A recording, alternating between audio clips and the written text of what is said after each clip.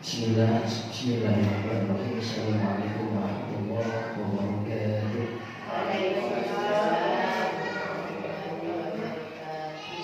Bismillahirrahmanirrahim. Salatu wassalamu ala sayyidina Abdillah wa la hawla wa la quwwata illa billah. Al-Qa'id fi kitabihil karim yarfa'illahu alladhina amanu minkum walladhina utul 'ilma darajat. Yang terhormat Bapak Kepala Sekolah SDN Sumberjaya 2, yang terhormat segenap jajaran dewan guru SDN Sumberjaya 2. Pertama, marilah kita panjatkan puja dan bersyukur kepada Allah Azza wa Jalla, yang mana telah melimpahkan rahmat serta hidayahnya kepada kita sehingga kita bisa berkumpul dalam salah satu acara diseminasi budaya positif di tempat yang insyaallah bermubarak.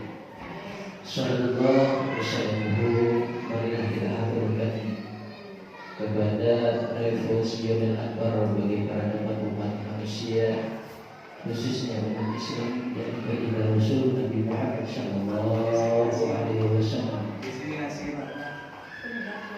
Para hadirin, para bapak yang saya hormati, adapun acara kali ini yang pertama merupakan acara yang kedua, sambutan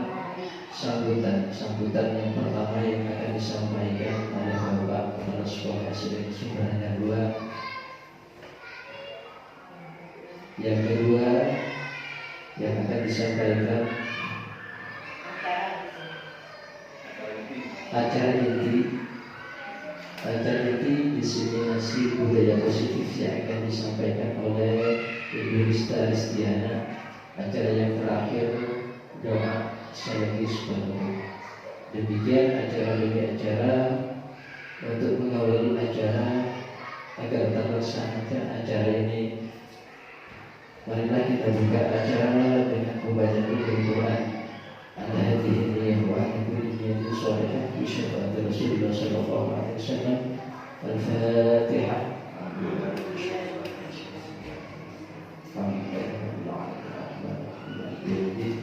Ya na'budu ya nasta'in ihdinas siratal mustaqim siratal ladzina an'amta acara yang kedua sambutan yang akan disampaikan oleh Bapak Kepala Sekolah SDN Sumberjaya 2. Waktu kami haturkan.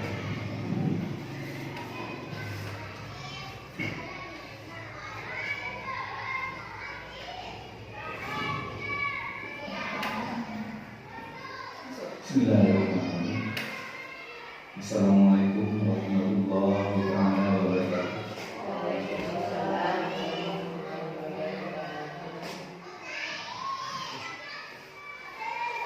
Yang saya hormati Ibu pendamping pengajar calon guru pembelajaran anak-anak,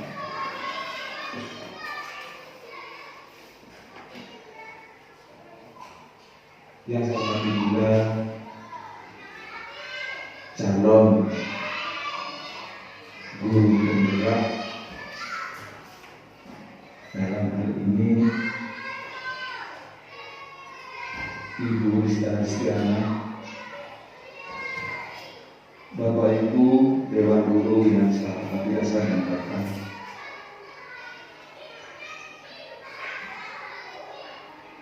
marilah kita bersama-sama menundukkan kepala, mengucap puja puji syukur kepada Allah Subhanahu wa Ta'ala,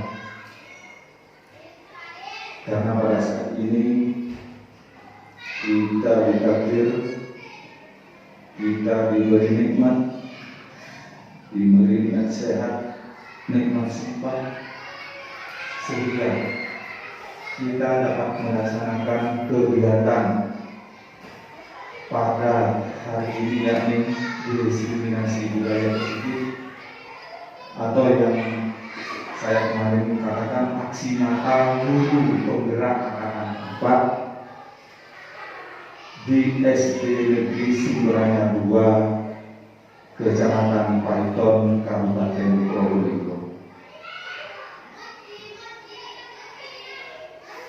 Salawat dan salam semoga tetap tercurahkan kepada guru kita Nabi Muhammad Sallallahu Alaihi Wasallam wa ala alihi wa sahbihi ajma'in.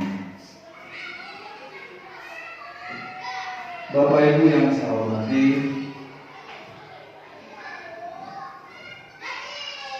kami keluarga besar SDN Sumberanya 2 patut bersyukur karena di Kecamatan Paiton ini hanya SD kita, SDN Sumberanya 2 yang mewakili guru penggerak terutama di angkatan 4 ini se-Kecamatan Paiton untuk lembaga SD atau sekolah dasar. Kami selaku yang dituakan di lembaga ini beserta Dewan Guru 100% mendukung, memotivasi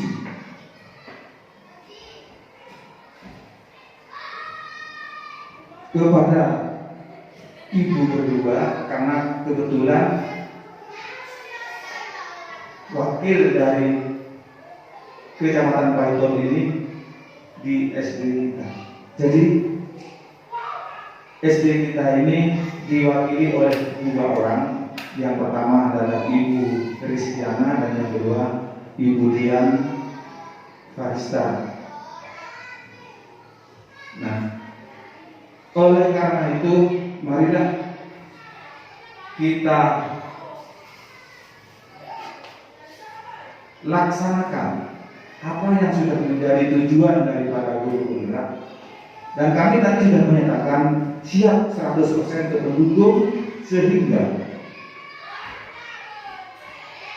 pendidikan guru penggerak khususnya di Sumberanya 2 ini berhasil dengan sebaik-baiknya. Bahkan ingin saya itu menjadi yang terbaik. Kami sudah merasakan karena guru penggerak ini dilaksanakan kurang lebih 9 bulan secara daring. Kami sudah merasakan baru 3 bulan di SD kami ini sudah ada semacam perubahan dari yang kurang baik menjadi baik. Endingnya nanti kami selaku kepala sekolah mengharapkan menjadi yang terbaik.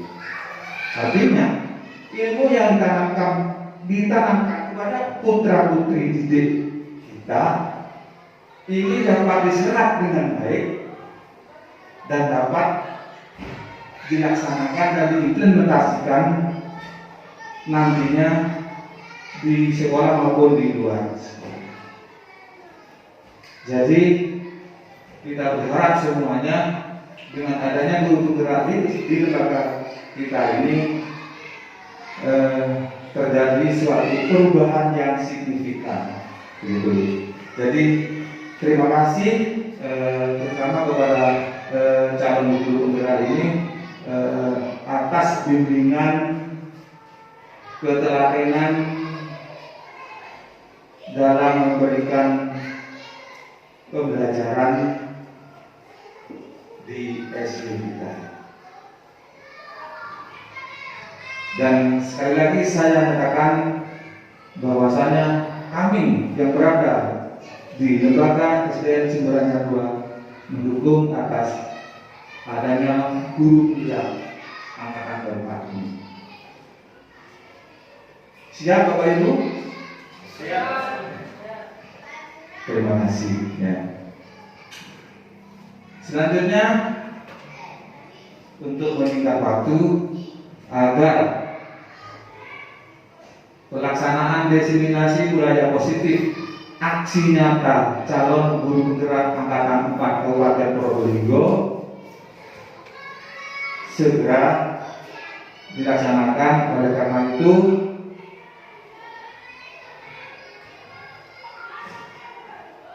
selanjutnya aksi nyata ini saya akan dibuka dengan bacaan Bismillahirrahmanirrahim. Kegiatan ini saya akan dibuka.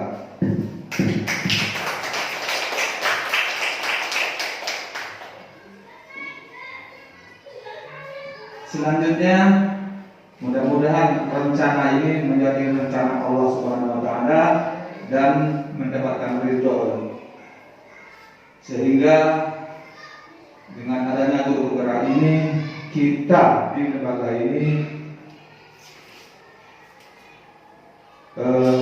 terdapat satu perubahan yang signifikan. Akhirul kalam, wassalamualaikum warahmatullahi wabarakatuh.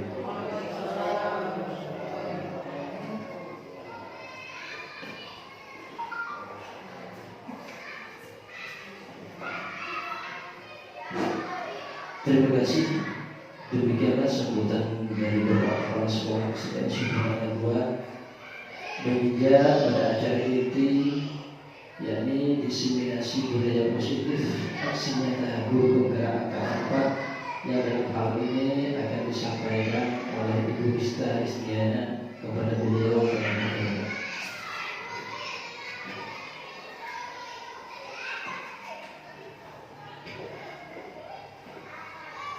Assalamualaikum warahmatullahi wabarakatuh. Alhamdulillah akhirnya sudah melaksanakan juga. Sebenarnya ini hari terakhir itu besok uploadannya. Tapi alhamdulillah kita kerja sama teman-teman semua di sini, Bapak Kepala Sekolah, Bapak Ibu Guru, saya bisa melaksanakan hari ini. Terima kasih. Di kesempatan ini saya akan berbagi apa yang saya dapat selama saya mengikuti kegiatan guru penggerak. Apabila nanti ada perkataan saya atau sikap saya yang kurang sesuai, mohon dimaafkan terlebih dahulu. Ya, hari ini saya akan melakukan diseminasi budaya positif. Ya, budaya positif. Kemarin sudah dijelaskan oleh Brian budaya positif itu apa. Masih ingat ya? Ya, intinya budaya positif itu budaya yang bisa membuat sekolah kita nantinya akan memiliki lingkungan yang positif dan semuanya menjadi lebih baik. Lanjut saja. Nah, tujuannya sama Brian kemarin. Setelah kita memahami apa itu budaya positif, kita diharapkan dapat menerapkan strategi disiplin positif yang memerdekakan murid. Ya. Terus kita bisa menciptakan sekolah yang aman dan berpihak kepada anak. Yang kedua, kita bisa mewujudkan kolaborasi dengan seluruh pemangku kepentingan di sekolah ini. Nah, selanjutnya, ini kita ingat kembali budaya positif. Apa itu budaya positif? Nah, budaya positif sangat sesuai dengan cita-cita Ki Hajar Dewantara. Dengan melakukan budaya positif, kita bisa membimbing anak didik kita untuk menjadi lebih baik. Di situ dikatakan pendidik itu diibaratkan sebagai petani, sementara siswa adalah tanamannya. Nah, petani hanya dapat memperbaiki kondisi tanah, hanya bisa memelihara dan juga memberi pupuk. Nah, kita tidak bisa mengubah bibit cabai menjadi tomat.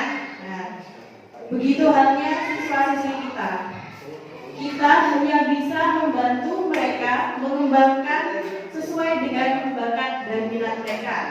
Kita tidak bisa memaksa siswa yang tidak bisa menggambar untuk melukis dengan baik. Kita juga tidak bisa memaksa siswa yang tidak bisa menulis untuk membuat cerita yang menarik. Itu contohnya. Nah, perubahan paradigma. Yang pertama kita akan belajar tentang perubahan paradigma. Bapak Ibu guru masih ingat apa itu paradigma? Paradigma. Saya ingatkan sedikit saja. Paradigma adalah anggapan dasar yang mendasari, yang mempengaruhi kita, cara kita memandang sesuatu, yang mempengaruhi bagaimana kita berpikir terhadap sesuatu. Itu paradigma, kurang lebihnya seperti itu. Ya. Sekarang kita mau mencoba sebuah permainan. Ada kertas?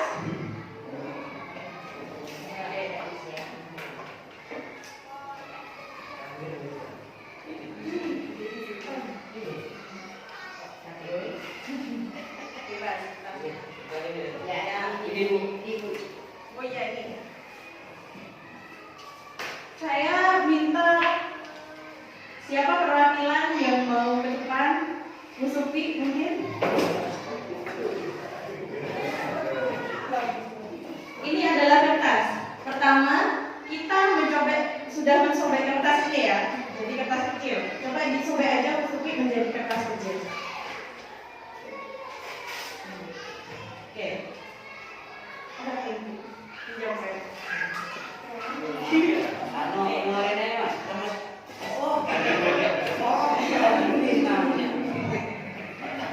Silakan Bu Supi menuliskan sesuatu yang berharga bagi Bu Supi.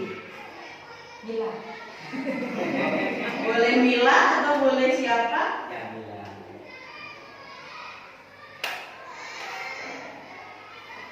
Oke. Sekarang saya minta tolong Bu Supi menggenggam sekuat-kuatnya apa yang Bu Supi tulis. Sekarang saya minta guru yang lain, Pak Selamat atau Bu Sulida atau Pak Har, silakan. Pak Har boleh.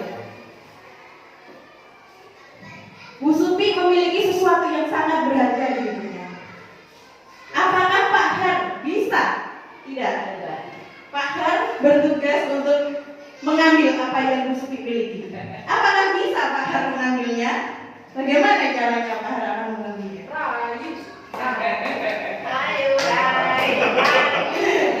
Bagaimana? Apakah Bu Supi mempertahankan apa yang dimiliki, atau Bu Supi dengan mudah, atau dengan dipaksa baru Bu Supi mau memberikannya? Apakah ada upaya dari Pak Har yang bisa dilakukan?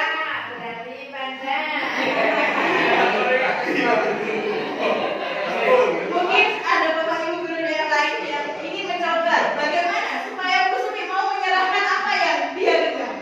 Mungkin Pak Jamil, silakan menjawab. Apakah bisa? Pak Hafi biasanya perayu burung. Silakan mencoba. Apa yang harus kita lakukan supaya Bu Supi mau membuka tangannya untuk Pak Har? Sentuh hatinya. Coba Pak. Coba. Ya, sentuh hatinya. Bagaimana? Jajak bermain. Atau Bu Supi terlalu kuat pendiriannya sehingga sangat susah untuk membuka apa yang digenggam. Saya coba dong. Caranya begini ya. Ini kan enggak. Nah, ini kan seharusnya kan enggak begitu ya. Nah, ini pakai strategi, pakai cara kemarin yang sudah ditanamkan oleh Budian, bahwasanya untuk menghadapi seorang itu harus taklukkan dulu hatinya atau cara apa namanya ya dengan cara bagaimana seperti apa gitu ya. Artinya kita harus mengambil hati terlebih dahulu. Cara yang kedua mungkin ya Ini kan tangan ya Bu ya. Nah, tangan ini kan seperti ini ya Bu ya. Tangan ini kan seperti ini ya. Ini tangan. Tangan ini ya akan terhitung jumlahnya apabila tangan kanan Bu Sufi dibuka. Begitu coba dibuka. Coba dibuka.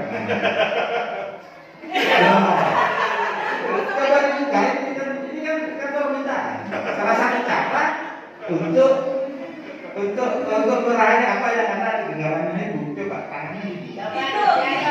Itu. Saya tidak akan membuka tangan ini karena ini adalah suatu yang aku banggakan. Bukan saya bilang tadi itu adalah tekniknya, caranya. Manakala nanti ini sudah dibuka, baru tangan ini bisa dihitung panjang. Ya udah. Nah, karena tangan masih keluar seperti ini, berapa sih jumlah tangan Bu? Itu. Kita nggak bisa hitung, gitu kan? Terima kasih. Terima kasih. Aja makan. Ya, nanti kita akan buka sendiri. Terima kasih pada Pak dan Sufi bisa kembali ke tempat. Ya. Ketika yang mengganggu Bu Sufi, beliau sudah memiliki pendirian teguh, jadi susah. Tapi bagaimana jika yang menggenggam adalah anak-anak? Bisa keket, bisa berantem. Pokoknya gimana caranya aku bisa membuka itu? Pasti jadinya malah ada pertengkaran. Itu kalau anak-anak. Nah, ini hanya expression aja ya. Selanjutnya, perubahan paradigma teori kontrol. Nah, seperti yang disampaikan Mbak Dian kemarin, guru mengontrol murid. Itu memang terjadi. Dan saya juga merasa dikontrol oleh guru karena saya belum tahu harus bagaimana. Benar, memang ada terjadi. Namun ada saatnya ketika si anak itu sudah mulai bisa berpikir, sudah mulai bisa berpengetahuan banyak, dia sudah mulai nanti akan bisa mengontrol dirinya sendiri. Yang kedua, kritik dan membuat orang merasa bersalah dapat menguatkan karakter. Nah, ini adalah anggapan dulu. Kita berpikir dengan kita mengkritik anak itu mau berubah, tapi kenyataannya kalau kita kritik anak itu malah justru merasa rendah diri, bukan rendah hati, tapi rendah diri. Oh, aku kok nggak bisa ya. Oh, ternyata aku gagal. Terus, semua penguatan positif, efektif dan bermanfaat itu dulu, tapi tidak untuk sekarang. Tidak semua penguatan positif bermanfaat. Misalkan si anak bisa melakukan sesuatu, kita, oh itu sudah bagus, akhirnya anak itu tidak mau memperbaikinya. Nah itu contoh yang ilusi kontroler. Terus orang dewasa memiliki hak untuk memaksa. Nah, saya juga dulu seperti itu. Saya aku bisa memaksa anakku untuk membuat sesuatu sesuai keinginanku. Padahal kita tidak perlu memaksa. Bagaimana kita bisa membuat mereka untuk mengkreasikan, untuk memikirkan, untuk mengeluarkan apa yang ada di otaknya. Nah, itu perubahan ilusi kontrol antara dulu dan sekarang. Lanjut. Nah ini, stimulus dan respon melawan teori kontrol. Perbedaannya untuk memandang dunia. Stimulus respon menganggap bahwa kebutuhan kita sama. Apakah kebutuhan kita sama? Tidak. Berarti kita sudah ada di teori kontrol. Karena realitasnya kebutuhan kita memang berbeda. Kebutuhan saya berbeda dengan Bu Sufi, berbeda juga dengan Bu Suli, dan berbeda juga dengan Bapak Ibu guru yang lain di sini. Terus, semua orang melihat hal yang sama. Apakah kita ada di tempat itu atau kita sudah berada di memiliki gambaran yang berbeda? Tidak. Gambaran yang berbeda? Masih ada di gambaran yang sama? Iya. Nah, kita sudah ada di gambaran yang berbeda, tapi kita sudah dewasa. Pastinya beda dengan anak-anak ya. Selanjutnya, kita mencoba mengubah agar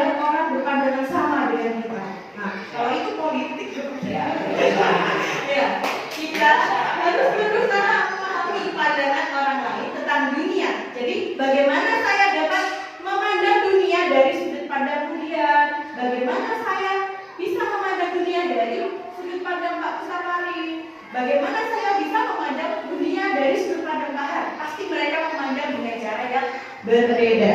Itu penjelasan dari saya. Terus, perilaku buruk dilihat sebagai suatu kesalahan. Apakah seperti itu? Tidak. Semua perilaku memiliki tujuan. Sama seperti kemarin yang dijelaskan. Mamat contohnya ya. Apa tujuan mamat ini? Apa sih tujuan ini?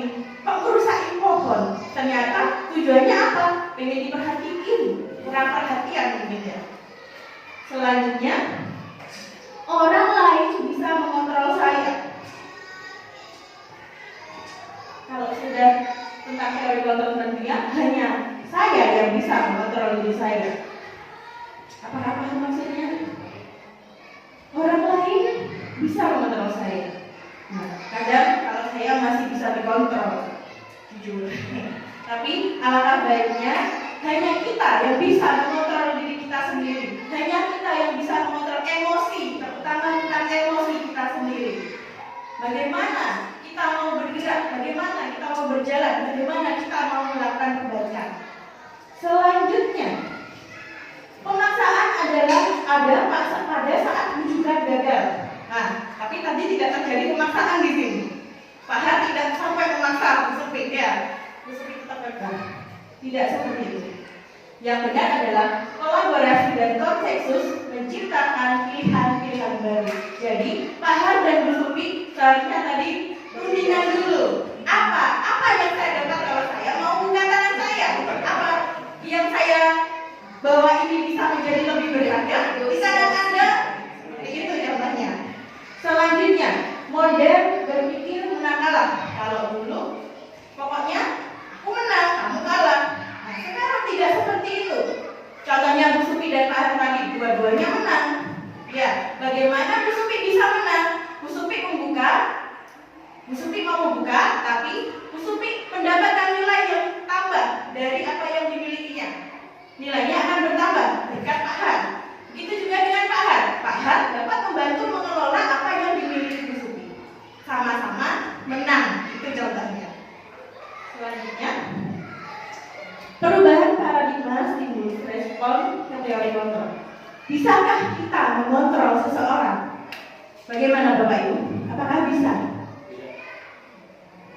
Bisa? Kadang bisa, kadang tidak.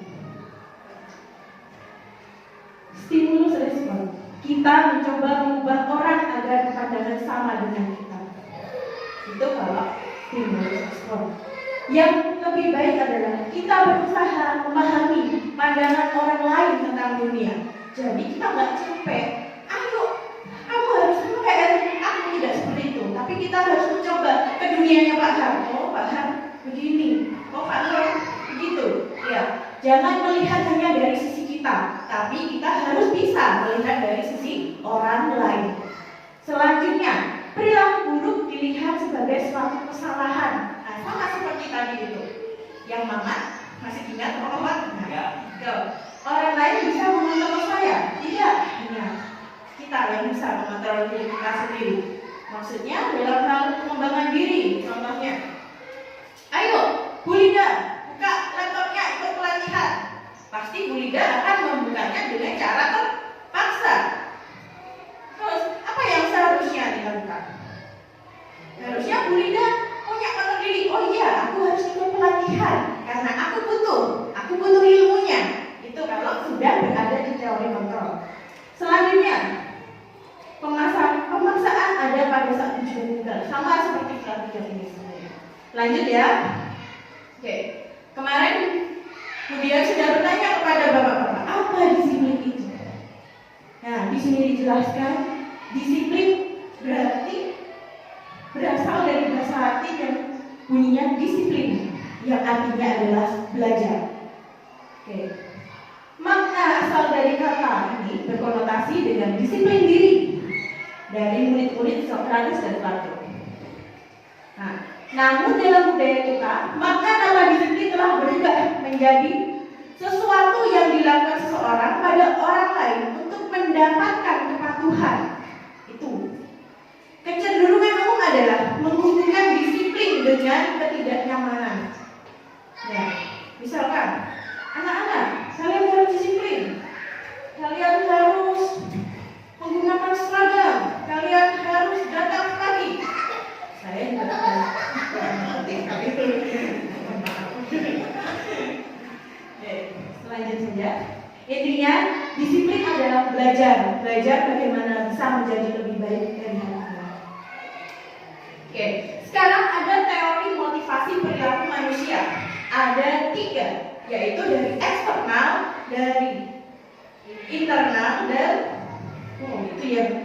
eksternal semua ya Pak ya. Ada koreksi kemudian?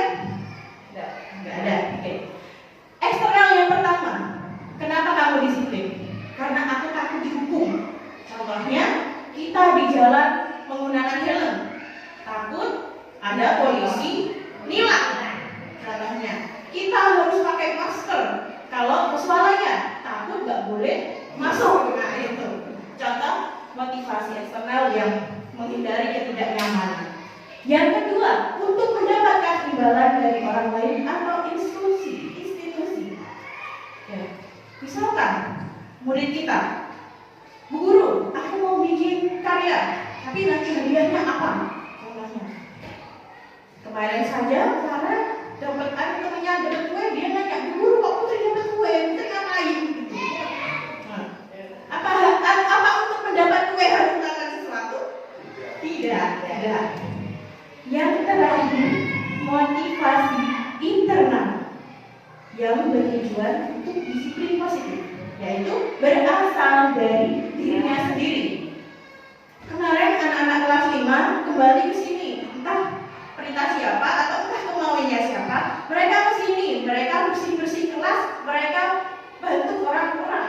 Nah, itu atas kemauan mereka sendiri. Mereka ikhlas ke sini. Nah, itu contoh motivasi internal. Lanjut Bapak Ibu? Lanjut. Nah, ini adalah Bapak pendidikan kita. Beliau adalah Ki Hajar Dewantara. Merdeka itu tidak hanya terlepas dari perintah, juga cakap buat memerintah dirinya sendiri. Jadi, bukan berarti kita tidak mau diperintah. Kita tetap mau diperintah karena kita berada di bawah instansi. Jangan sampai kita, aku tidak mau, aku nggak suka seperti itu, tidak seperti itu. Tapi kita lihat dulu siapa yang memerintah, apa tujuannya. Misalkan, apa contohnya? Banyak contohnya. Ayo, yang gampang saja, lengkapi RPP-nya. Nah, lengkapi perangkat pembelajaran di kelasnya. Nah, itu jangan menunggu Pak Mustafa nyuruh. Saya tunggu ya. Tapi kita harus gimana ya supaya saya ini kok melengkapi pembelajaran saya. Masa saya harus menunggu Pak Mustafa nyuruh terus? Lama-lama saya juga malu. Iya. Lama-lama saya juga malu. Berarti saya harus bisa memerintah diri saya sendiri. Iya. Lanjut. Nah, ini ada seperti diagram. Yang paling kecil di sini adalah peraturan kelas. Di atasnya peraturan kelas ada keyakinan kelas. Di atasnya lagi ada lingkungan positif. Setelah itu baru terjadi budaya positif. Artinya dari peraturan yang dulu pernah didapat anak-anak nanti akan meningkat menjadi keyakinan. Contohnya, anak-anak harus mengumpulkan tugas tepat waktu, peraturan. Keyakinannya apa? Kami harus mengumpulkan tugas tepat waktu. Nah, apa yang terjadi ketika anak-anak mengumpulkan tugas tepat waktu? Pembelajaran akan berjalan secara baik. Ketika pembelajaran berjalan secara baik, bagaimana dampak terhadap budaya di sekolah? Maka semua kegiatan pembelajaran akan terlaksana dengan baik pula. Tidak hanya di kelas saya, tidak hanya di kelas Budian, tapi di kelas kita semua. Ya, tidak hanya itu, termasuk kita di kantor juga nanti akan tercipta budaya positif. Itu harapannya. Selanjutnya, keyakinan kelas, hukuman, dan penghargaan. Nah, saya akan mengenalkan kepada Bapak Ibu. Kemarin sudah dikenalkan sama Budian, tapi saya hanya akan memberikan pemantapan. Mengapa ada peraturan menggunakan helm bila mengendarai roda 2? Pertama, takut ditilang oleh Pak Polisi. Bagaimana Sudah? Kalau menurut saya, mengapa saya harus memakai helm kalau mengendarai sepeda motor? Karena saya berusaha untuk patuh pada peraturan lalu lintas. Sebab kalau saya tidak pakai helm, saya akan ditilang kalau ketemu oleh Bapak polisi. Oke.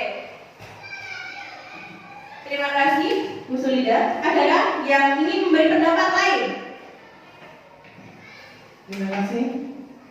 Betul kata Bu Sulida, memakai helm mentaati peraturan lalu lintas kedisiplinan. Tapi akhirnya kebiasaan memakai helm akan menjadi nyaman karena menghindari dari debu, dari hewan-hewan yang akan menyerang mata. Dari debu. Kata dari apa? Baik, terima kasih Bu. Tadi sudah ada contoh motivasi eksternal dan internal. Motivasi eksternal contohnya dari Bu Sulida karena takut sama polisi. Nah, motivasi internal sudah berasal dari Bu Sumi, sudah dijelaskan Bu Sumi karena bisa melindungi dirinya. Itu contohnya. Untuk keselamatan. Ya, beliau tahu manfaatnya menggunakan tujuan. Nah, lanjut aja. Nah, ini kemarin sudah dijelaskan oleh Budian yang mana yang keyakinan, yang mana yang peraturan. Beda. Kalau keyakinan dibuat oleh seluruh warga kelas, diyakini oleh warga kelas. Kalau peraturan, saya sendiri yang buat. Saya sendiri yang buat untuk anak-anak saya. Mereka tidak terlibat sama sekali. Kalau keyakinan, kita harus sama-sama menyumbangkan pemikiran-pemikiran kita. Mau dijadikan kelas yang seperti apa? Lah, naik dari keyakinan kelas sebenarnya ada keyakinan sekolah. Bisa nanti kita coba saat forum guru. Lanjut saja ya Bapak Ibu. Nah, ini adalah contoh keyakinan kelas atau nilai kebajikan yang dituju. Kalau kita yakin terhadap sesuatu, apa nanti tujuannya?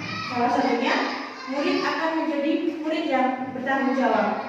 Murid akan bisa menghormati orang lain dan menghormati dirinya sendiri. Kemudian, murid bisa berkomitmen pada tujuannya. Kemudian, murid bisa mendapatkan keselamatan, kesehatan, dan melatih kesabaran.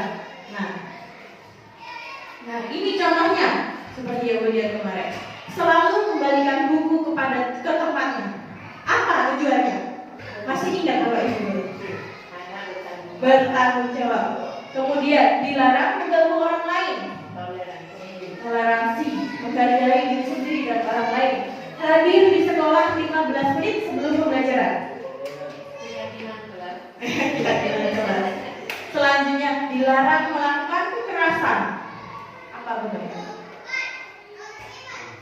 Kasih keselamatan, kasih sayang, gunakan masker. Jelas sekali. Apa kesehatan. Jangan berlari di luar kelas, jangan berlari di koridor. Keselamatan. Kenapa kalau berlari? Bisa terjatuh, terbentur. Nah, ini kuncinya. Alhamdulillah sudah paham ya Mbak Ibu. Oke. Sekarang saya ingin menyampaikan sisi negatif dari penghargaan. Selama ini kita menganggap kalau yang dapat penghargaan berarti dia yang terbaik. Ternyata selain itu ada sisi negatifnya juga. Ya, yang pertama pengaruh jangka pendek dan jangka panjang. Apa ya pengaruhnya? Negatifnya jangka panjang. Kita jadi gimana caranya supaya harus mendapatkan penghargaan? Akhirnya kadang tidak peduli dengan apa yang akan dilakukan, bisa dengan kecurangan. Iya. Selanjutnya, penghargaan itu menghukum. Apa maksudnya? Misalkan Erli, Amira, Siva, misal ini. Erli, Amira, Siva. Tiga-tiganya anak yang ambisius, pengen menang. Nah, ketika Amira mendapat penghargaan, Siva merasa, oh, Amira. Ketika Erli yang mendapat penghargaan, Amira merasa, kok Erli kan yang pintar aku. Nah, begitu juga dengan ketika Siva menerima penghargaan. Nah, akhirnya apa? Mereka merasa, oh, bu guru nggak sayang sama aku.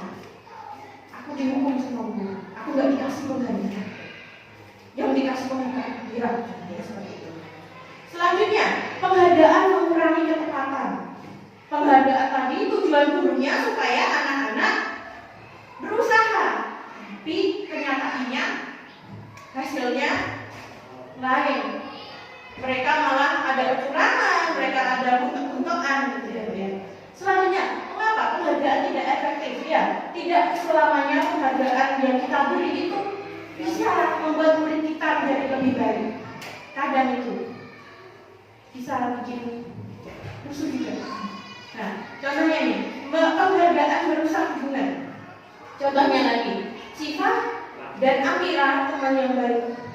Suatu ketika mereka ikut lomba, ternyata yang menang Amira. Gimana Syifa? Pasti marah-marah, pasti merasa kecewa. Nah, akhirnya mereka jadi bermusuhan. Itu maksud dari penghargaan merusak hubungan. Bagaimana Bapak Ibu? Maksud itu. Ini saya cuma menyampaikan jika ada yang baik bisa diambil. Sekarang ada hukuman, ada konsekuensi. Mana yang hukuman? Mana yang konsekuensi? Kemarin kita sudah belajar. Hukuman itu berarti apa ya? Dampak yang terjadi, namun tidak sesuai dengan tujuan. Kira-kira menyuruh murid mencatat, saya tidak akan terlambat lagi sebanyak 100 kali karena terlambat datang ke sekolah. Apakah itu hukuman atau konsekuensi? Hukuman. Oke. Yang kedua, menyuruh murid lari mengelilingi lapangan basket 2 kali karena terlambat hadir di sekolah. Ya, hukuman. Karena bukan pelajaran olahraga, ngapain disuruh lari? Tapi ini sering terjadi waktu saya sekolah dulu. Iya, benar.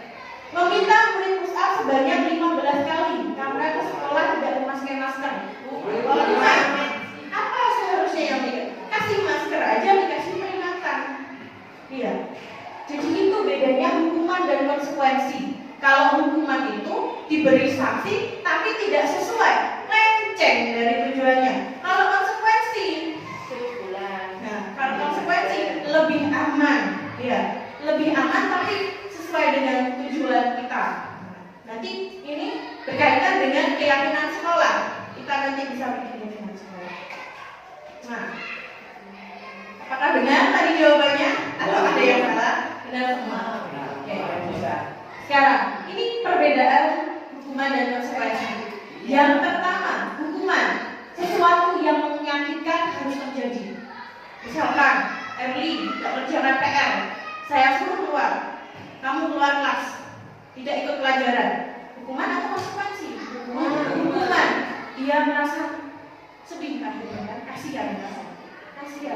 Kalau konsekuensi, Erli, nanti sepulang sekolah kamu harus menyelesaikan tugasmu yang belum selesai. Kalau belum selesai, kamu tidak boleh pulang, tapi tetap ditunggu. Nah, itu konsekuensi, nggak apa-apa. Ya, dia bisa menyelesaikan tugasnya, tapi dia tidak merasa tersakiti. Selanjutnya, membuat anak sakit fisik hati untuk jangka waktu yang lama. Benar Bapak Ibu? Ya, hukuman memang bisa membuat anak menjadi tersakiti. Dendam, punya benci. Nah, merasa terpaksa, ya, bisa menjadi. Yang pada akhirnya si anak akan menjadi marah, rasa bersalah, malu, merasa tidak dihargai oleh gurunya. Tapi jika dengan konsekuensi, anak akan merasa tidak nyaman sendiri kalau melakukan kesalahan. Nah, itu bedanya. Lalu nanti aku kalau nggak sesuai, kalau aku nggak sesuai dengan keyakinan kelas, nanti aku nggak ditemenin sama temanku. Nah, sebelum itu terjadi, anak-anak akan berusaha untuk memperbaiki dirinya. Ya. Selanjutnya kita akan belajar tentang kebutuhan dasar manusia. Ada 5 kebutuhan dasar manusia. Yang pertama, survival, kebutuhan untuk bertahan hidup yang di tengah itu. Selanjutnya, kesenangan. Masih ada bayangan seperti apa kesenangan itu? Nah, terus cinta dan kasih sayang, terus kebebasan, terus penguasaan. Nah, ada pengertiannya di sini. Ada contoh di sini. Ibu Ambar, guru wali kelas 2A di SD Pelita Hati, sedang bingung menghadapi ulas salah satu muridnya, namanya Doni.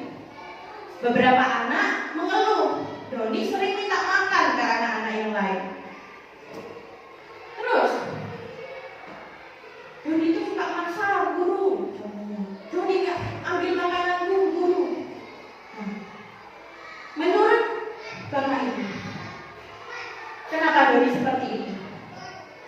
pakai uang. Jangan makan di rumah. Tidak efektif. Doni merasa paling besar dan mungkin paling ditakuti oleh anak-anak, jadi bisa minta-minta kepada yang lain. Baik. Ada 5 kemungkinan alasan kenapa Doni mengambil makanan dari teman-temannya. Yang pertama, menurut kebutuhan bertahan hidup. Seperti tadi, Doni nggak dikasih makan. Nah, Bu Guru, saya nggak dikasih makan, Bu Guru, jadi saya minta ke teman-teman saya. Itu contohnya. Kalau saya nggak makan, nanti saya pusing, nggak bisa ikut pelajaran yang Supi. Selanjutnya, cinta dan kasih sayang. Kenapa? Saya suka sama makanannya, saya pengen makan bareng. Kenapa harus direbut? Enggak, saya suka aja, nggak punya alasan lain. Intinya cuma senang sama makanannya. Terus kebutuhan bertahan hidup itu sudah ya. Kebebasan. Saya kan ketua kelas, saya boleh dong minta makanannya siapa saja. Saya pengen, masa saya nggak boleh? Kesenangan, hanya untuk bersenang-senang. Saya iseng guru, anaknya lucu, jadi saya isengin, saya mintiin. Nah, itu contohnya. Nah, ini seperti yang disampaikan Bu Jan kemarin. Nah, ini selanjutnya kita berada di posisi kontrol. Posisi kontrol, kemarin kita sudah belajar bersama. Yang pertama adalah penghukum. Seorang penghukum bisa menggunakan hukuman fisik maupun verbal. Dipukul, dicubit, diteriakin. Iya. Pernah kita? Sering. Pernah. Nah, itu penghukum. Apakah efektif? Kadang iya, kadang tidak. Tapi lebih banyak dikenang dan jeleknya Bapak Ibu Guru. Ya, banyak pengalaman seperti itu. Anak-anak kelas 1 yang sudah naik kelas 2, kelas 3, kelas 4, kelas 5 yang saya temui dendam sama guru kelas 1 di sekolah-sekolah yang dulu di sini. Ya, kenapa? Saya pernah dipukul dulu. Saya pernah dikata-katain guru. Nah, benar seperti itu. Nggak boleh. Nggak boleh kita jadi penghukum. Kasihan anak-anaknya. Kita bisa merusak polisi saja. Ya. Lebih baik diancam gitu. Nanti Pak Polisi. Oh, berarti Pak Polisi tidak hukum ya. Oke, lanjut. Yang kedua, membuat orang merasa bersalah. Nah, saya kadang juga ada di posisi ini, Bapak Ibu. Tapi kalau kita selalu seperti ini juga tidak baik buat anak didik kita. Mereka akan merasa, aku kok gak bisa, aku kok salah terus. Tidak, kita tidak boleh seperti itu. Selanjutnya, teman. Guru dapat menjadi teman karena guru tidak akan sampai menyakiti, tidak akan sampai mengeluarkan kata-kata yang kasar. Ya, tapi tetap bisa mengajak muridnya dengan kata-kata yang baik, dengan cara yang baik, dengan kata yang lemah lembut. Nah, banyak guru yang bisa menjadi teman kalau sudah kelas ini, Bapak Ibu. Biasanya kalau sudah kelas ini, guru itu banyak yang ada di posisi menjadi teman. Bagaimana dengan kelas 1, kelas 2 seperti Bu Sulida dan Pak Slamet? Bisa dicoba. Enggak ada yang enggak mungkin, semuanya bisa dicoba. Selanjutnya menjadi monitor atau memantau. Ya. Memonitor berarti mengawasi.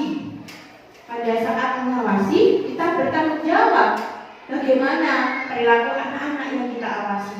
Apa sudah baik atau belum? Kalau belum, kita ingatkan lagi. Tadi kan sudah bikin keyakinan kelas, sesuai enggak? Kamu sesuai enggak sama keyakinan kelas yang sudah kamu bikin kemarin? Oh enggak, Bu Guru. Akhirnya anak itu akan selalu dan kembali baik lagi. Selanjutnya posisi yang terakhir. Posisi yang terakhir adalah manajer. Nah, manajer. Bagaimana manajer itu? Ada yang mau menjelaskan atau mau mencoba memberi gambaran seperti apa seorang guru yang berada di posisi manajer? Bu Dian, Bu Sulida, atau Pak Habi? Seperti apa? Guru yang sudah berada di posisi manajer. Monggo Pak Habi ke sini.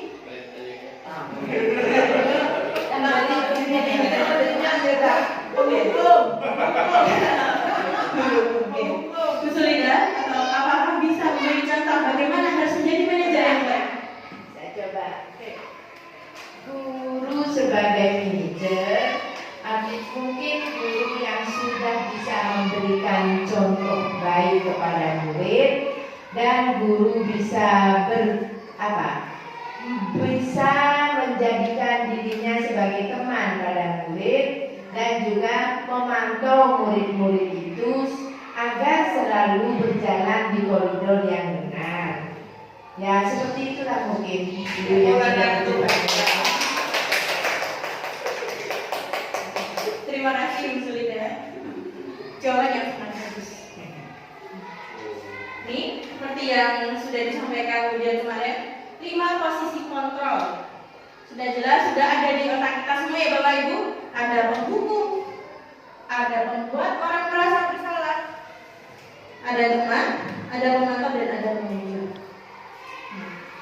Sudah jelas kalau penghukum sukanya marah-marah, tapi tidak selamanya salah juga ya. Ada saatnya kita memang harus agak sedikit lebih keras, cuma harus langsung balik lagi ke manajer. Oke. Nah, 5 posisi kontrol. Di mana posisi kita sebelum kita kemarin melakukan diskusi? Kita ada di mana? Merasa ada di mana?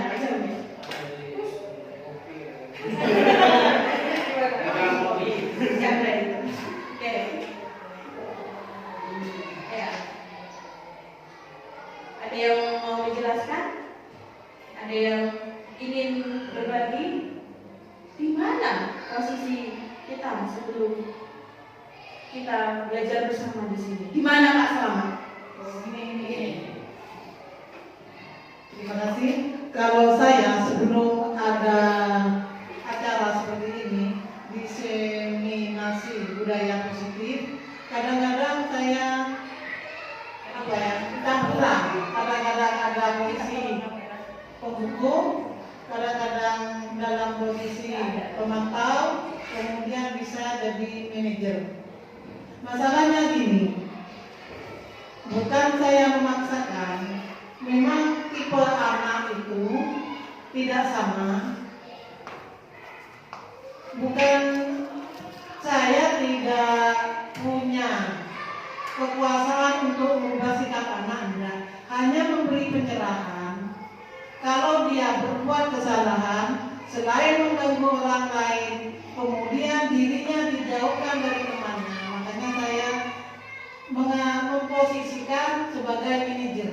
Kalau kamu berbuat kesalahan, akhirnya kamu dijauh teman, kamu tidak akan punya teman. Makanya harus berbuat yang lebih baik supaya teman-temannya senang. Begitu menurut saya. Baik. Terima kasih penjelasan yang sangat baik. Bagaimana perasaan Bapak Ibu setelah kita belajar bersama seperti ini? Tercerahkan. Ada yang mau memberi pendapat? Mungkin Pak Joni, silakan. Boleh menangis ya? Tidak apa-apa. Enggak, saya pikir posisinya waktu sebelum mengikuti ini di selain budaya positif. Yang saya tahu itu terutama kelas 3. Kelas 3 itu saya itu berada di posisi penghukum kayak waktu itu. Yang benar aja. Tapi mulai sekarang saya terus ada. Iya. Ya. Terima kasih. Bagaimana perasaannya? Perasaannya mau nangis. Mau nangis karena mengingat dirinya menjadi penghukum anak-anaknya. Iya, merasa bersalah mungkin. Ternyata penghukum itu bukan solusi. karena yang dikenang sama anak-anak nanti yang jelek-jelek. Nah, kita hanya saling mengingatkan ya Bapak Ibu, gimana supaya sekolah kita itu tetap baik, tetap dikenang dengan baik. Nah, mulai dari kelas bawah, ya. Iya, saya mau berbagi tapi tidak akan menyebutkan nama. Suatu ketika saya berada di sekolah, di mana anaknya itu kelas 1 ya, takut sama gurunya. Kenapa? Sering dimarahin, kadang dicubit, kadang dilemparin spidol. Sampai suatu ketika di rumah anak itu nggak mau ngomong sama orang tua, takut. Akhirnya dibawa ke psikolog, sampai dibawa ke psikolog. Ternyata dia ketakutan dengan perlakuan gurunya di sekolah. Sempat juga dia nggak mau sekolah beberapa hari. Ya itu, takut dengan perlakuan gurunya. Yang ternyata guru itu ada di posisi penghukum.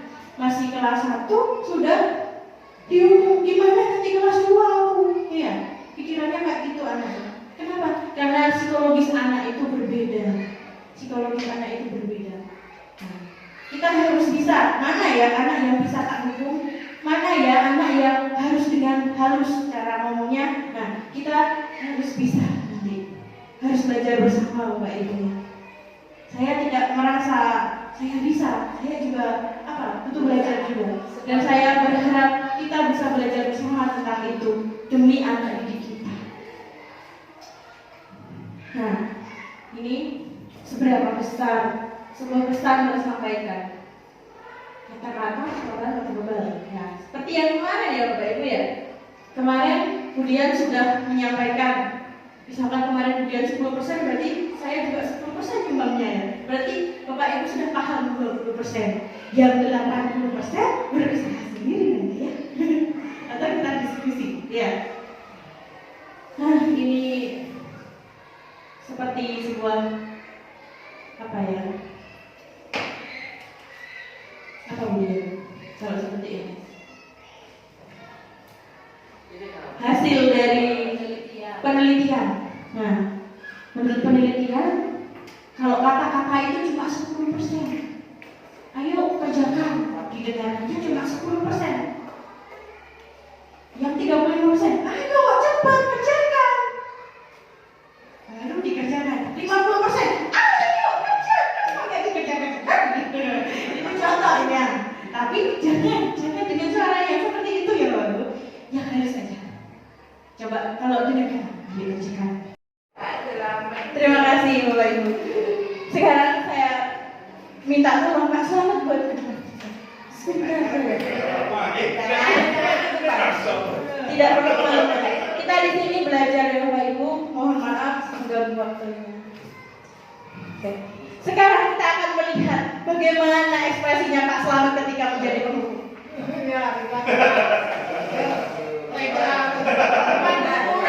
Bayangkan di depan Pak Selamat ada anak.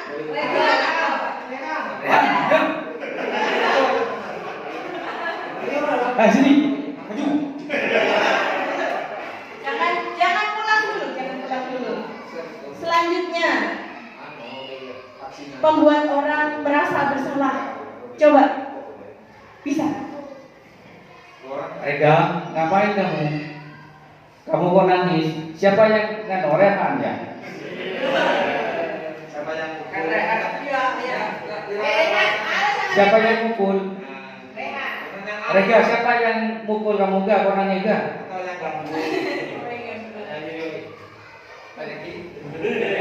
Selanjutnya, kalau jadi teman,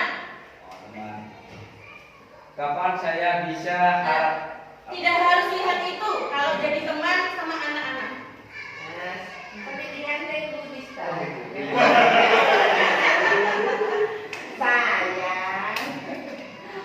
Rega, kamu udah boleh siang lagi ya kalau berangkat sekolah, kalau harus pagi. Jangan lupa sarapan. Karena Rega kan selalu yuk sarapan dengan ikan kering ya, pakai ikan cumi-cumi. ya, jadi bulannya kalau teman itu ada bercandanya. Jadi anak itu nggak merasa seperti murid, tapi kayak temen Pak Selamat ada-ada aja gitu. Selanjutnya, memantau manajer. Cuma mantau.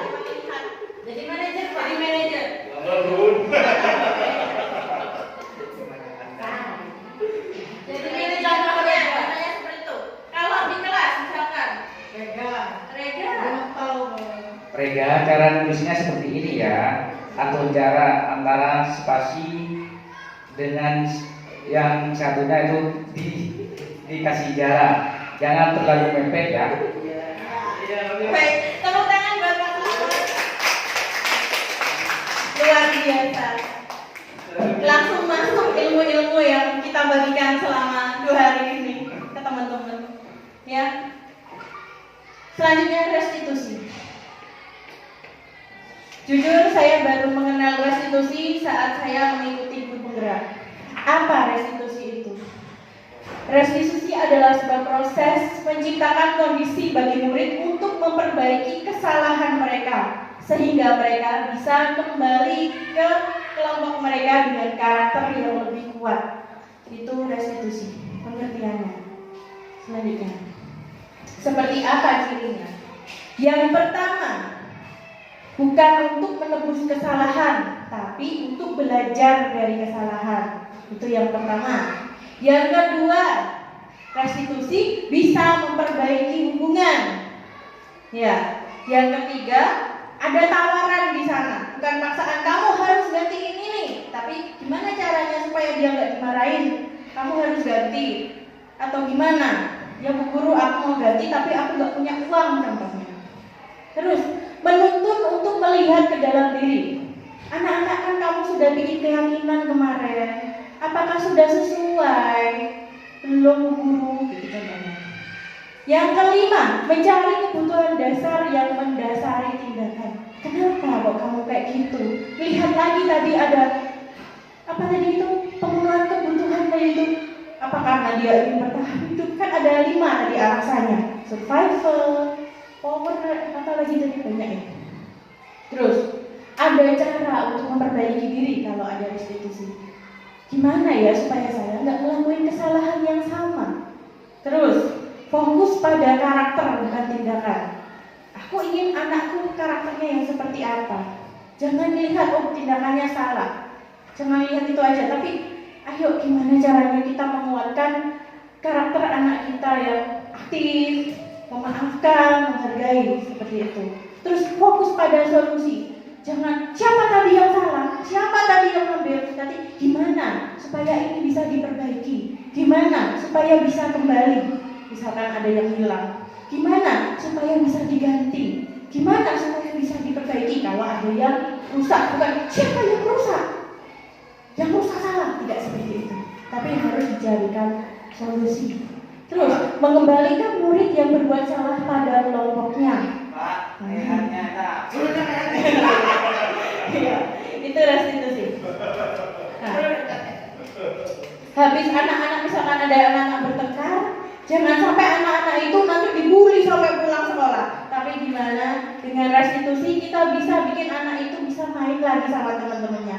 Jangan sampai malah pulang masih emosi, lapor ke orang tuanya nelpon orang tuanya, yang kekek orang tuanya kita nggak tahu apa-apa. Jangan sampai seperti itu. Sering terjadi keluarga. Yang kekek orang tuanya, gurunya nggak tahu. Anaknya sudah main bareng. Sering seperti itu. Iya, dulu. Kalau sekarang kita sudah nggak seperti itu, karena kita sudah berada di level yang lebih tinggi. Ya, ini saya memperkenalkan segitiga restitusi. Jadi restitusi itu ada 3 tahapannya Bapak Ibu. Yang pertama, kita harus memvalidasi tindakan yang salah. Contohnya, misalkan ada anak, 2 anak berkelahi atau apa gitu. Apa ya? Saya bikin contoh yang sesuai dengan yang ada di kelas ini saja, kan? Suatu ketika Erli ngambil barang temennya, contohnya. Kita tanya dulu, kenapa kamu kok ngambil barang temenmu? Ya, jangan langsung dimarahin, tanyain dulu, apa alasannya. Terus, adakah cara yang lebih efektif? Nah, adakah Erli selain ngambil punya temenmu? Kalau kamu nggak punya, kamu bisa bilang ke Bu Guru. Nggak mungkin Bu Guru nggak bantu kalau cuma pensil. Itu aja Bapak Ibu. Terus, selanjutnya, menstabilkan identitas. Oh belum, kenal sama dulu, menanyakan keyakinan dulu. Sebelumnya kami sudah membuat keyakinan kelas, tapi dia melakukan kesalahan setelah melakukan keyakinan kelas. Saya tanya ke Erli, katanya harus saling menghargai, katanya harus saling menyayangi. Kenapa kok ngambil pensilnya temen, nak? Boleh nggak? Kamu ingin menjadi orang seperti apa? Kemarin nulis apa? Harus menghargai guru, harus saling menyayangi. Apakah dengan mengambil punyanya orang itu kamu menghargai orang? Menghargai temanmu? Apakah kamu menghargai dirimu sendiri kalau seperti itu? Tidak, Bu Guru, aku jadi dianggap nakal. Apa kalau kamu nakal? Bagaimana kalau kamu nakal? Aku jadi gak punya teman dulu. Contoh. Terus, setelah itu kita menstabilkan identitas. Erli, Bu Guru dulu juga pernah kecil kayak Erli. Bu Guru dulu juga pernah usil kayak Erli.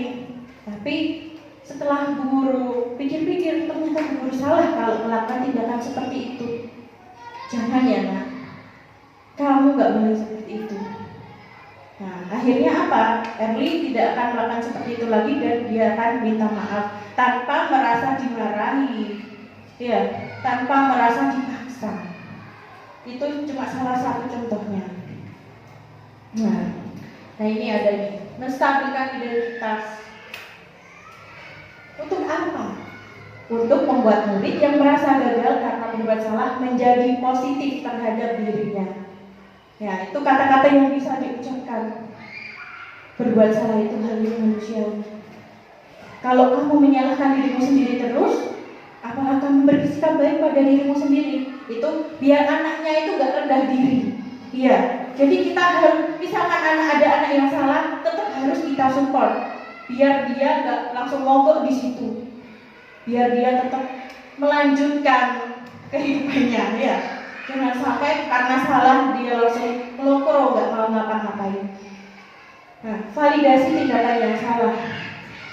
Itu contohnya bisa kita baca di situ. Kamu bisa saja kan melakukan hal yang lebih buruk, tapi kamu tidak melakukannya kan?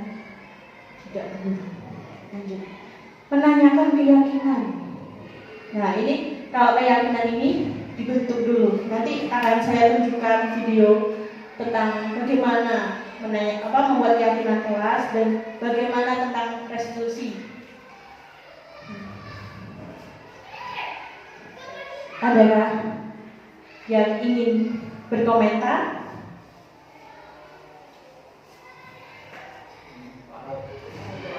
Siapa yang ingin?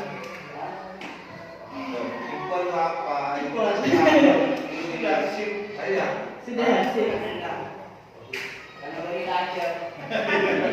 Di situ aja. Oh iya, aku depan aja biar dia takut. Iya.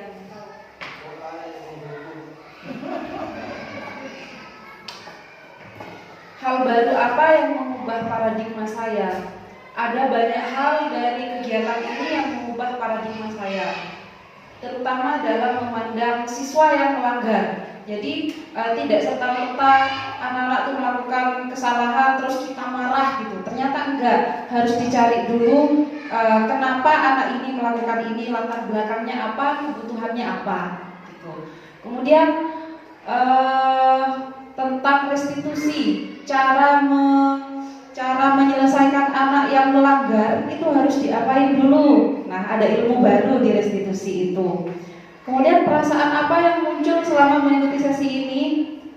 Rasa tercerahkan, kemudian jadi lebih termotivasi untuk mengubah diri lebih baik dulu biar bisa bikin anak-anak jadi lebih baik lagi.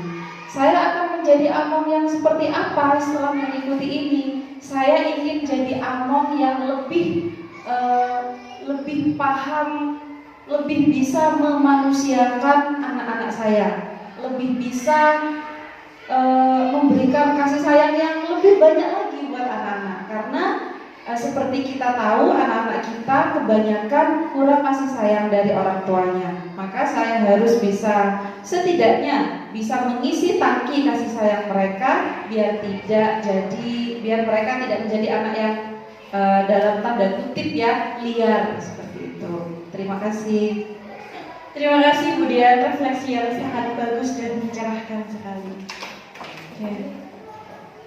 Materinya sudah selesai, tapi ada video yang saya buat bersama anak-anak yang mungkin bisa menjadi gambaran seperti apa sih restitusi itu. Kita akan lihat bersama-sama.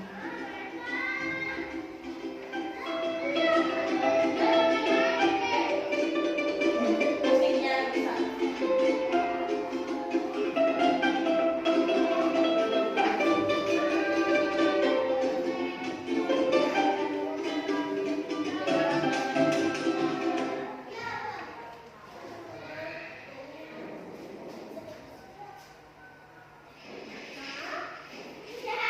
Anak-anak sedang berlatih jadi artis.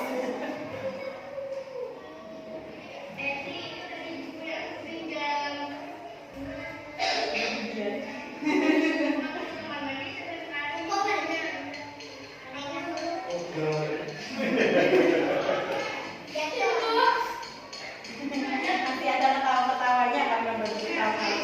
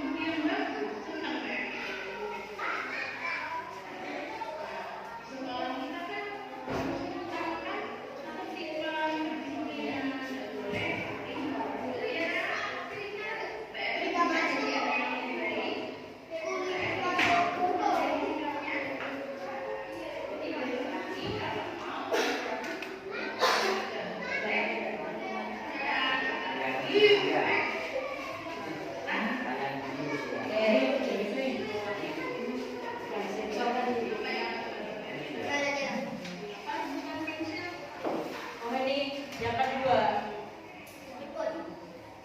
dan intinya ada 3 tahapan ya Bapak Ibu. Kemudian keyakinan kelas. Ini bisa diterapkan di kelas-kelas yang lain. Kalau bagus silakan dibuat juga.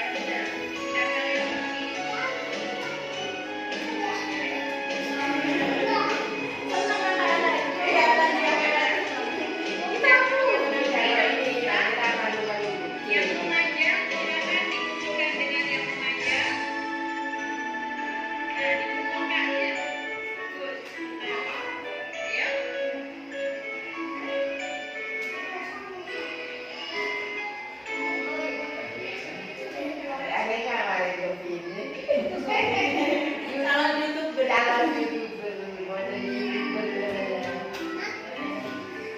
Nah, ini lagi jalan YouTuber ini. Bagaimana, Vika? Sedikit. Sudah selesai? Febri. Ya, ya apa-apa. Boleh. Nanti kita sepakati bersama mana yang mau dijadikan ya.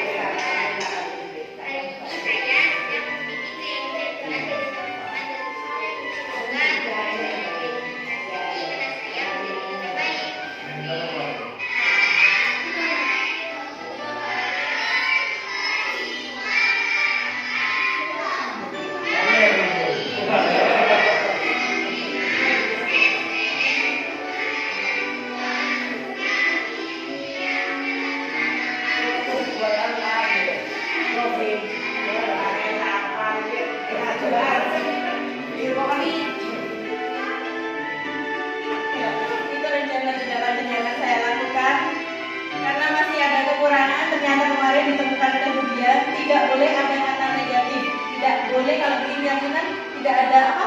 Tidak boleh kata tidak boleh begini, tidak boleh. Jadi nanti akan saya perbaiki. Coba kasih tahu asli. Aslinya ada di balik sini. Bisa. Nggak tolong aja. Saya tahan. Tidak boleh. Isi akan sedikit. Gimana nih? Dari kapan? Iya, dari balik Aslinya ada di balik papan. Iya, Bapak Ibu. Ada di belakang situ. Nah, yang pertama tepat waktu dan aktif di kelas. Apa sudah boleh, Bu Dia? Oke. Yang kedua tidak boleh bertengkar dan saling menghargai. Nah, itu yang kemarin ada kata tidak boleh, harus diperbaiki. Berarti tugas saya adalah memperbaiki itu. Nanti bersama anak-anak saya akan memperbaikinya kembali. Tidak nggak boleh ada kata negatif. Harus saling menghargai dan menyayangi. Itu aja sudah cukup. Ada lagi Bu Dia masukan mungkin? Atau mungkin Bapak Ibu guru yang lain? Mematuhi jadwal pikir. Nah, Itu berarti masih iya. perintah. Masih peraturan ya. Masih perintah. Ya, masih perintah. Ya. Dan Nanti bisa diganti saya akan melaksanakan pikat sesuai dengan cerah. Boleh saja itu. menjadi lebih tertib. Oke, saya akan menjadi siswa yang lebih tertib. Ya, atau ya semacam itu. Ya, ya. Masih ada lagi kemudian atau siapapun yang ingin memberikan tanggapan atau perbaikan mungkin nanti agar saya bisa menjadi lebih baik lagi. Ya, bisa menjadi refleksi buat saya agar memperbaiki apa yang kurang. Mungkin tidak boleh bertengkar itu boleh diganti dengan kata saya akan selalu rukun dan saling menghargai. Betul. Oke, baik. Terima kasih Bapak Ibu atas waktu yang diberikan untuk kegiatan ini. Semoga apa yang kita dapat di sini bisa menjadi manfaat, bisa bermanfaat buat kita, bisa membuat kita menjadi guru yang lebih baik lagi. Terima kasih. Saya kembalikan kepada Bapak Jamil. Sebelum ditutup ada beberapa refleksi ya, namanya cara membaca. Terima kasih. Kami atas nama lembaga mengucapkan banyak-banyak terima kasih atas ilmu, atas keterangan dari calon guru penggerak ini sangat bermanfaat sekali bagi lembaga, dan mudah-mudahan apa yang sudah kita cerna, apa yang sudah kita simak, apa yang sudah kita ikuti bersama dari kemarin sampai hari ini, sampai detik ini dapat bermanfaat dan kita dapat menerapkan apa-apa yang sudah menjadi ilmu ya Bapak Ibu ya. Seperti tadi pembentukan keyakinan kelas, kita itu menghadapi siswa dengan tidak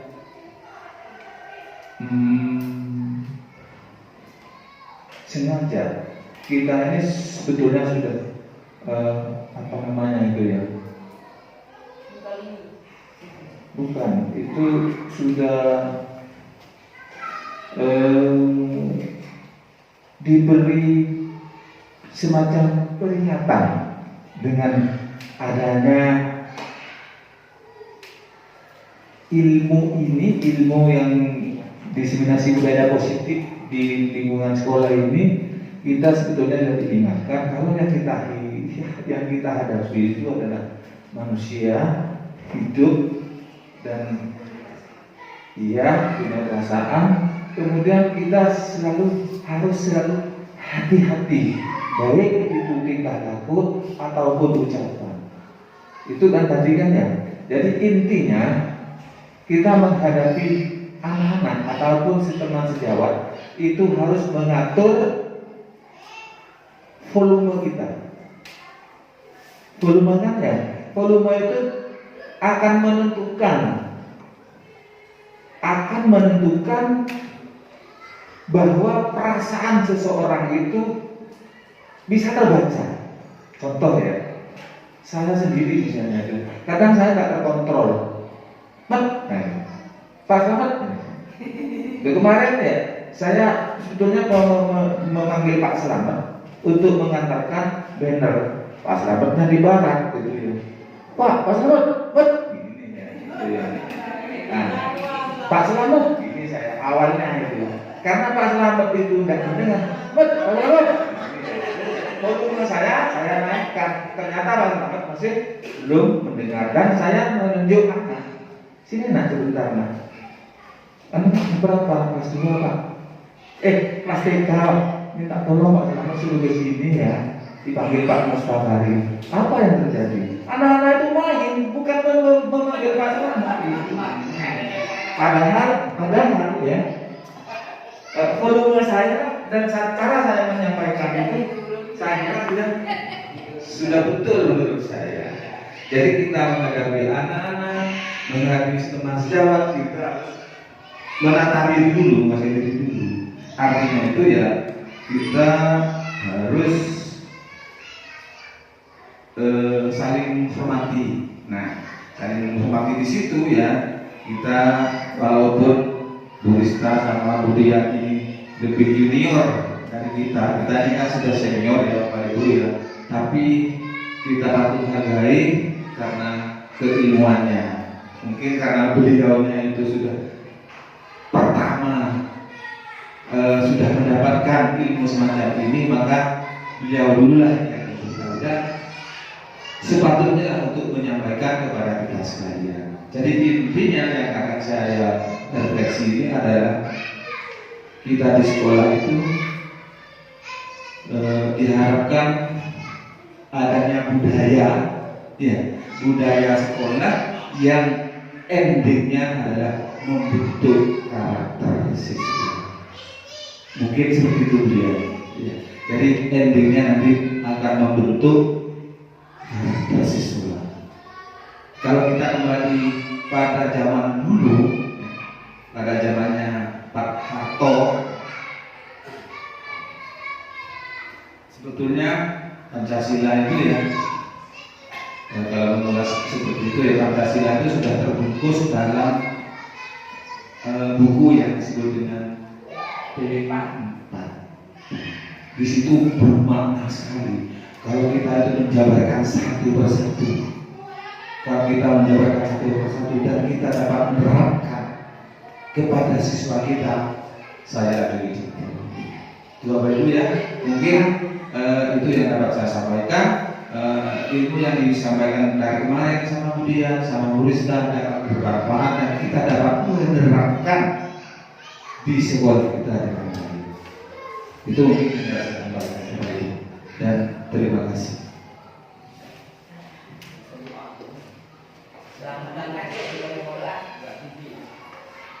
Terima kasih. Semoga apa yang telah disampaikan oleh Ibu Rista Ristiana bisa bermanfaat untuk kita dan semoga kita bisa menerapkan untuk kehidupannya. Untuk acara penutup yang didoa, marilah kita doa. Semoga acara ini dijadikan acara yang barokah, acara ilmu yang barokah, ilmu yang bermanfaat oleh Allah Subhanahu wa taala. Hadhihi niyyah wa ala kulli niyyatin shalihah. Bi syafa'ati Rasulillah sallallahu alaihi wasallam. Al-Fatihah. A'udzu billahi minasyaitonir rajim. Bismillahirrahmanirrahim. Alhamdulillahi rabbil alamin. Ar-Rahmanir Rahim. Maliki yaumiddin. Iyyaka na'budu wa iyyaka nasta'in. Ihdinas siratal mustaqim. Shiratal ladzina an'amta 'alaihim ghairil maghdubi 'alaihim waladdallin. A'udzu billahi minasyaitonir rajim. Bismillahirrahmanirrahim. Allahumma shalli 'ala Muhammad. Allahumma shalli 'ala sayyidina Muhammad. Allahumma shalli 'ala sayyidina wa maulana Muhammad. Allahumma inna nas'aluka ilman nafi'an. Allahumma inna nas'aluka ilman nafi'an. Allahumma inna nas'aluka ilman nafi'an wa 'amalan mutaqabbalan.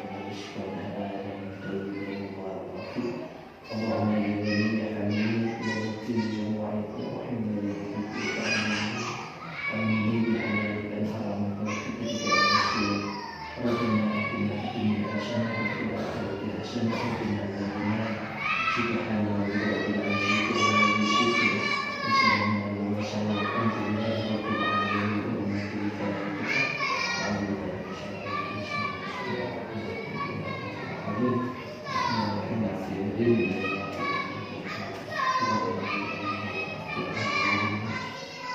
dari saya. Assalamualaikum warahmatullahi wabarakatuh.